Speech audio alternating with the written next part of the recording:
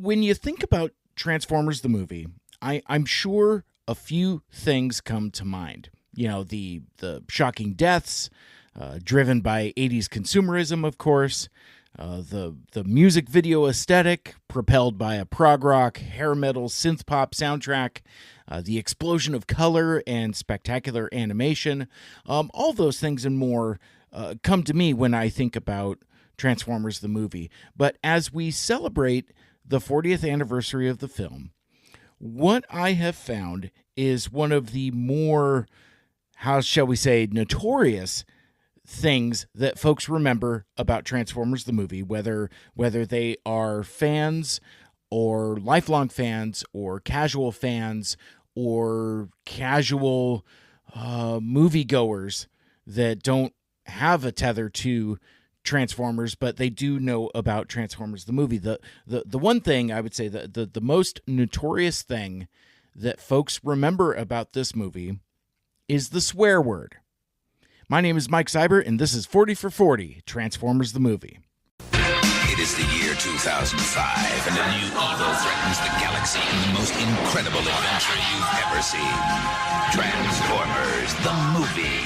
It's over, Prime. Does Prime die? Then who would lead the Autobots? And what is the secret of the monster planet? It's so big, so exciting, you've got to see it twice to take it all in. Transformers, the movie. Rated PG, opens in theaters everywhere today. Now, as you might know about me, Transformers the movie is my favorite movie. It's a movie I have gone back to any number of times over the last 40 years. It's become a strong component of my personality. It's had a profound influence on me, not just in the way I look at movies and interpret media, but also in the content that I create.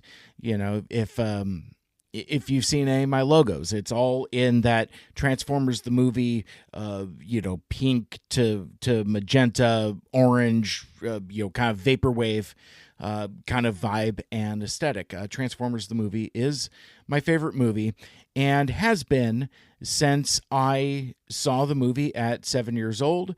I saw the movie in August of 1986. I don't remember if it was on opening day or not. I know in previous podcasts I've said that it was opening day, but as I think about it more, I don't know if that is specifically the case or not. But I do know that I saw the movie at least twice in the theater. And that was driven mostly by advertising. There was one of the commercials, promos, trailers that said, it's so big, it's so exciting, you guys see it twice to take it all in. And I took that literally and convinced my mom to let me go to the movie again. Depending upon my memory that day, I know I've seen the movie I saw the movie at least twice, possibly even a third time. But that's where 40-year-old memories get a little jumbled. But what I can tell you is that the first time I did see it, I was by myself. Basically, my mom dropped me off at the movie theater and picked me up afterwards.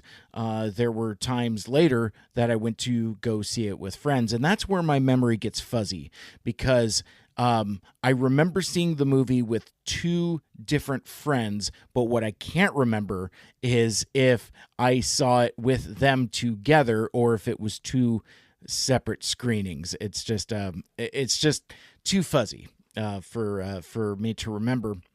But as I said in the open, the thing about this movie for a young person is it was incredibly shocking. You know, it's the graphic violence and just the sheer intensity of the story and storytelling really left an impression on a generation of kids and certainly kids of a certain age. But the moment that I wanted to discuss today is in a separate but similar category to all of those other shocking things. A movie that's, killing off major characters and propelling the storyline forward. One of the things about this movie is that it went for a PG rating. This movie's rated PG.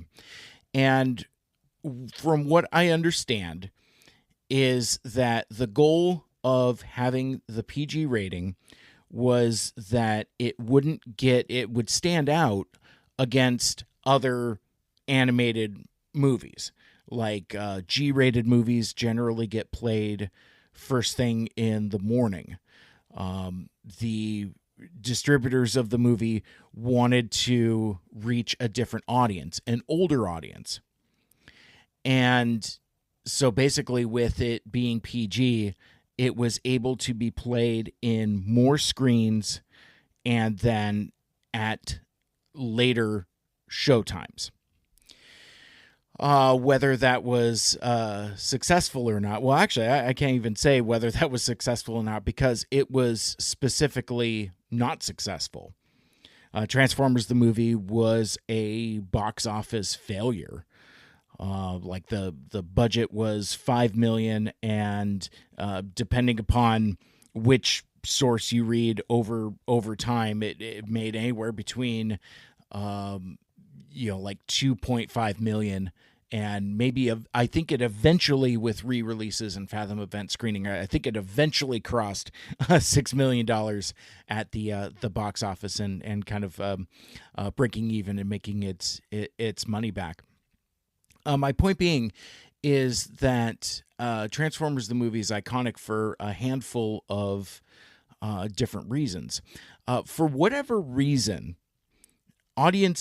movie-going audiences had no interest in watching a movie or a cartoon movie about robots. I don't know if it was because how prolific the Transformers animated cartoon was on TV, but the same fate happened to the GoBots. The GoBots movie, Challenge of the Rock Lords or Battle of the Rock Lords or something of the Rock Lords, came out in March of that year and was a box office disaster as well.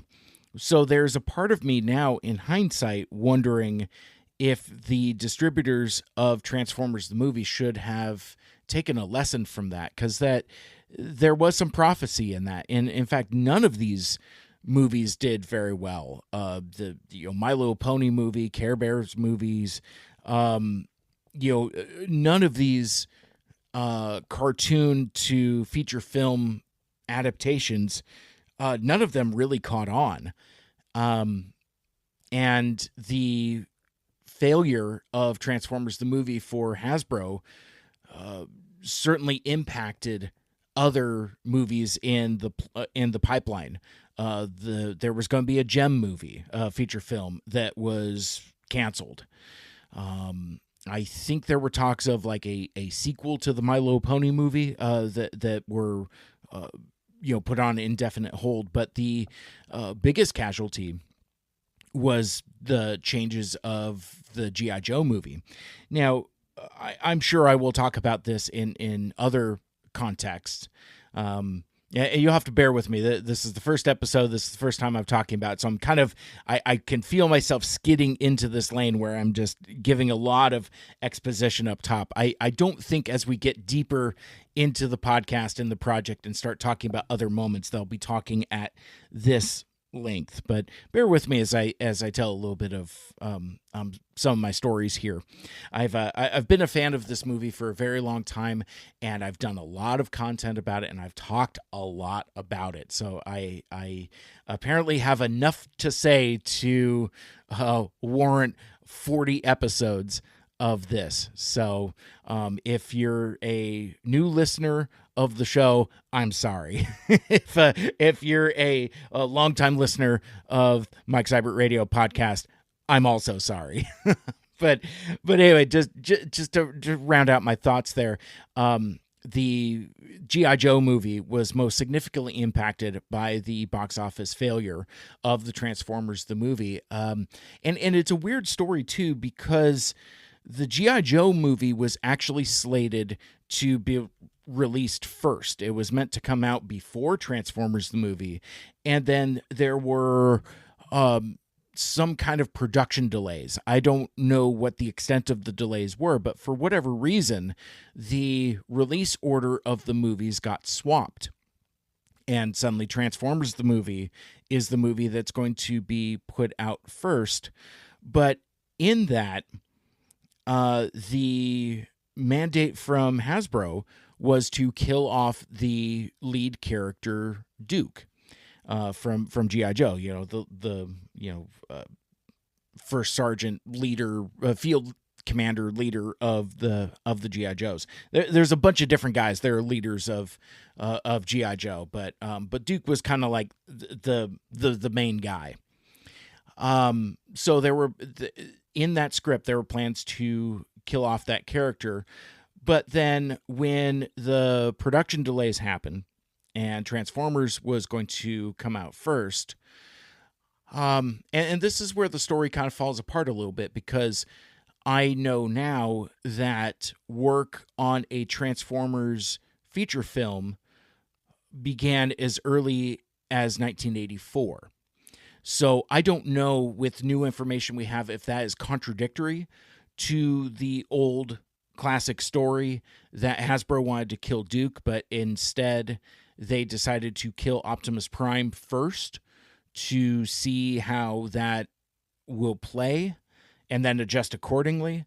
The more we learn about this movie and the more friendships I've made and the more I've talked about it, some of these stories get a little hinky as time goes by. But that's the story as I understand it. Is they wanted to kill Duke in the G.I. Joe feature and decided to kill Optimus Prime in the Transformers feature first. And then you know how that went. My point of that is that in the fallout of the death of Optimus Prime, the G.I. Joe movie was significantly reworked, and to where notoriously and infamously, instead of being killed, Duke simply slips into a coma, and at the end of the movie, through the power of ADR and voiceover, Duke has recovered from his coma and is miraculously okay. Not so much the case for Optimus Prime, but we'll talk about that in about 40 weeks. Come back to me at the end of the year. We're talking about swearing today. But one of the things that also kind of moved the needle for Transformers the movie was its emphasis on more mature content. And that in addition to what we saw on screen, it was also in the language used. Like, I am sure that there are any number of folks my age who had very similar experiences with Transformers and Transformers the movie. When let me set up the scene for you. So basically, the monster planet Unicron has already ripped the first moon base of Cybertron to shreds and is attacking moon base 2, where Bumblebee and Spike are roommates hanging out together. I would love to see some kind of like fan fiction of what that dynamic is, where you have these two characters that have essentially grown up together. Spike has gone from being a 15-year-old pipsqueak to being a full-on man with, like a perm and sideburns and a family, and, his son Daniel. And it's interesting. It's one of the first times in Transformers where you see that time is different for robots than it is for humans. I remember when I was a kid that in a movie that is full of shocks with like the 20-year time jump and the everything else that happens to that, for as relentlessly paced as the movie is, it just drops you into the deep end and throws all of these changes at you. And one of them is the dynamic between Bumblebee and Spike. uh, in the original cartoon, I believe Spike is portrayed to be about 15. You know, he's a teenager. But in the material I've seen for the movie, like in scripts, he is supposed to be 35, which makes sense. It's a 20-year time jump from, the time of the cartoon. Season 2 presumably takes place in real time in 1985, 20-year jump to the far-flung future of 2005. But I remember being as a kid kind of like, it just gave me a little bit of a jolt. It shocked me. It's like, whoa, Spike is all grown up. And I love the vocal performance that Corey Burton does, because it's still recognizable as Spike. It's the same voice actor, but instead of kicking it up an octave to do, Spike's kind of like, hapless, whiny teenager voice that frequently gets bullied by the Decepticons. Again, there's more of a stern confidence to the vocal, while still being immediately recognizable as the same thing. So in this moment, Bumblebee and Spike decide to defend themselves by activating this elaborate self-destruct system on Moonbase 2. And there's a lot of peril and tension as Unicron begins to munch on the moon base. He's already drawn it in, and at this point in the movie, we've seen this a number of times. At the beginning of the movie, obviously with the destruction of Lithone, but then also with Moonbase 1, and now Moonbase 2. You as the audience have a firm sense of dread, because we've seen what happens every time Unicron digs his pinchers into the depths of a planet there. But anyway, so they set these charges and they escape in a shuttle. Bumblebee, activate the explosives! If this doesn't stop it, nothing will. The explosives are activated. Let's get out of here! They've got to get away, and there's a countdown. They break free of the planet, and it explodes.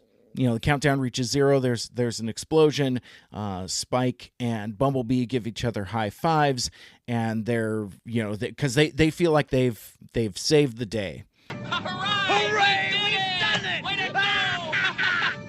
But then they look into a view screen and see that there's been no damage to Unicron, and that now with the planet being destroyed, all of the or the moon base more accurately, all of the debris is being sucked into the maw of the monster planet. And despite their best efforts, Bumblebee and Spike are being drawn in with the debris as well. But right before that, Bumblebee looks into the monitor. And he's like, "Look! It isn't even dented!" And then Spike gives an iconic, quotable line that makes the Transformers the movie unforgettable. He says, "Oh shit, what are we gonna do now?" And I remember being a kid and just being like, whoa. And then talking about it on the schoolyard, and then talking about it for the next 40 years. Like I've had conversations with friends that had very similar experiences, but I've also had similar experiences with younger fans who experienced Transformers the movie much later. Sometimes as older kids or teenagers, or even as adults. And the consensus is always that swear word. Many people I know have said that is the first swear word that they heard in a movie. And I don't know if that's the case for me, because I saw a lot of movies that I probably shouldn't have at younger ages. My grandmother was a trashy movie aficionado. A lot of horror movies, a lot of trashy sci-fi movies. So I got into a lot of stuff that I shouldn't have earlier on. So it's not that the language was, too mature for me or too troubling for me, but it was all about the context. That it's like, well, wait a darn minute. You can swear in the Transformers? That's crazy, man.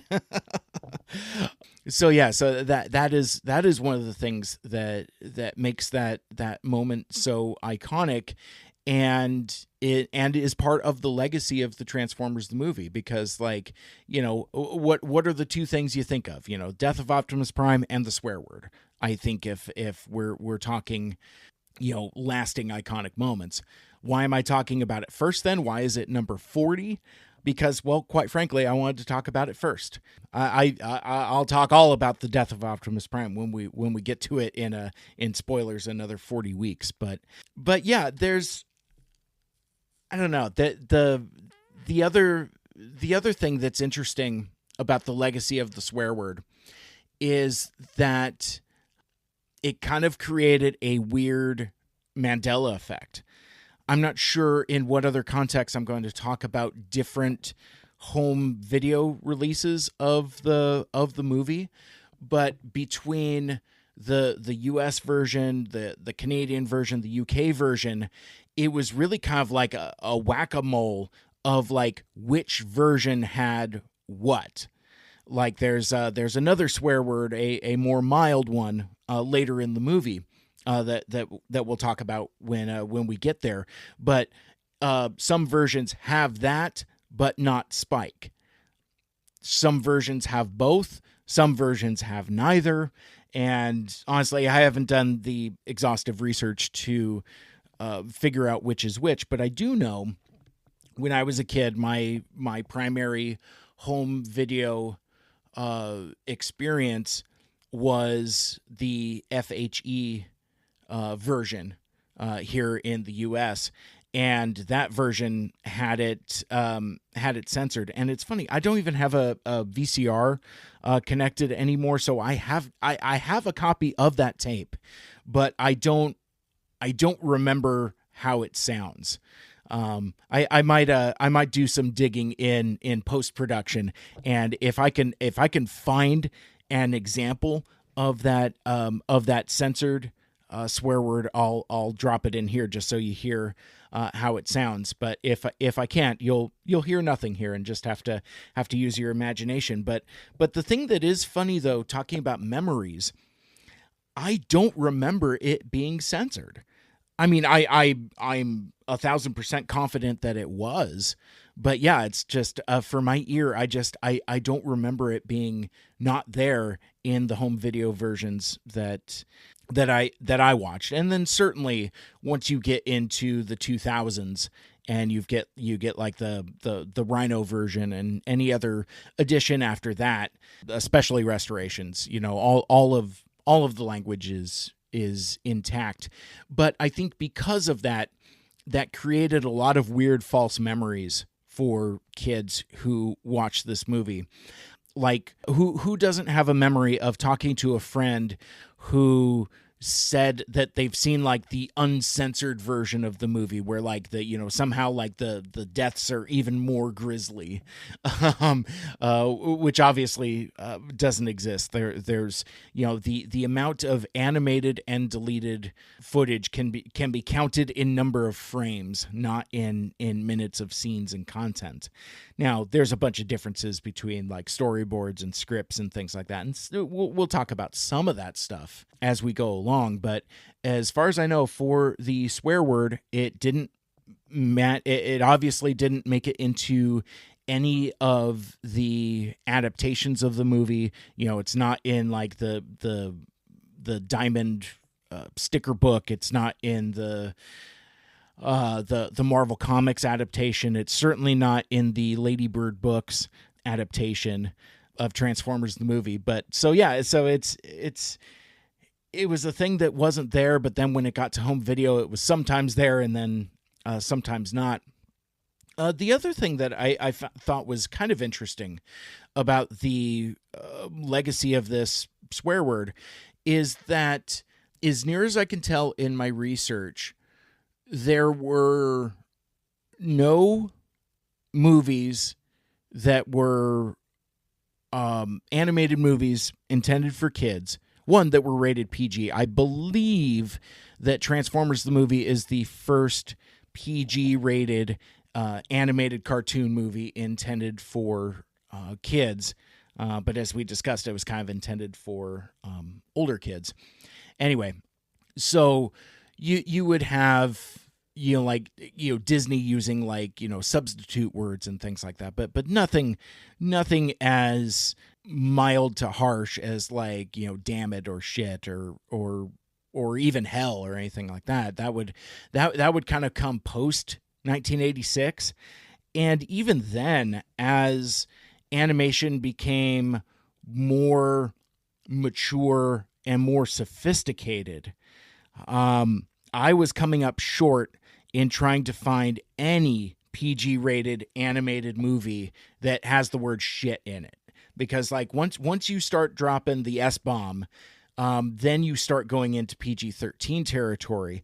And that's a whole another subject entirely, because I've talked about my thoughts on the current slate of movies that is PG-13 and kind of like trying to appeal to everybody. PG-13 is kind of like the catch-all. It's like it's mature enough for adults, but then also with comic book superhero movies, Marvel, DC, or whatever, it's also the PG-13 rated is used for mass appeal. You want kids and teenagers to be seeing these movies as well. So it's what I kind of occasionally refer to as the Marvel problem, because this is kind of where I see it the most.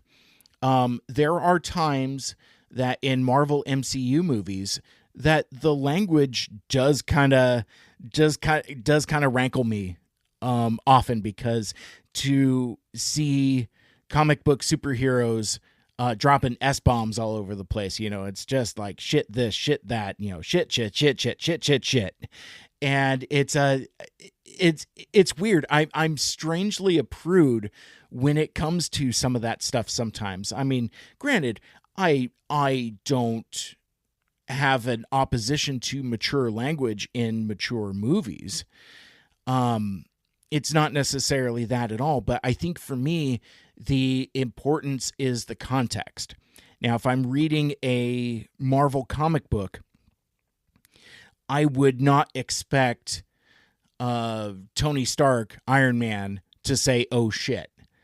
But in those movies, Robert Downey Jr. is again, dropping S-bombs all over the place, along with other characters. So much so that they made a joke about it at the beginning of Age of Ultron, where, kind of stiff Steve Rogers scolds the team about language. It's kind of a funny bit, but it does underscore, like, what are we doing here? And I think for me, that sensitivity, ironically enough, goes all the way back to Transformers the movie. And it's one of those things still even now. Like, I just watched the movie a couple weeks ago, and even then watching it now, in my late 40s, watching it for the 40th anniversary, for presumably the 400th time or whatever, I kind of crinkled my nose a little bit. I'm just like, I don't know if we need that. I'm sure there were times where I was younger, especially when I was a teenager, where I was like, yeah, man, this thing is the real, because they, they swear and stuff. This is, this makes it, more legit. But I would, I'd love to hear your thoughts about it. You can follow me on social media at Mike Seibert Radio. One last thing about the cartoons. As I said, I did a little bit of research, and even in movies in the 2000s, like Shrek, that was kind of the example that I kind of found where it's kind of like I don't know. I think Shrek in 2001 is kind of a turning point for maturity and gross out humor. And yeah, just kind of like an escalation in language. But even then, it's all like, ass puns, jackass, get off my ass. And then of course there's it's more crude, a lot of like, dams and crap and things like that. But nobody's saying shit in Shrek. There's I think even in Ninja Turtles, Mutant Mayhem, I think there's like hell and maybe damn, things like that. But like, it seems to be hell and damn. It's not necessarily shit and damn. So even now in 2026, I don't think shit is specifically a word that is used in animation, and I think that goes to how it was received in Transformers the movie. Now, 2026 does mark the 40th anniversary of the Transformers the movie, and to celebrate that iconic milestone, I will be counting down my favorite, most iconic moments of the movie that has been such a huge influence in my life and the content that I create. That was moment number 40, the swear word. I'd like to thank you all so much for listening and for making me a part of your day and supporting this new project. And if you'd like to hear more from me, check out the Mike Seibert Radio podcast right here on this feed. And for even more Transformers fun, check out our other show, Two Mikes, Too Furious, where Michael Andrews and I reviewed Transformers Animated one episode at a time. Please like, share, rate, and review the show, and let me know what you think of this new project. Until next time, till all are one, this has been 40 for 40, Transformers the movie. My name is Mike Seibert. Make good choices.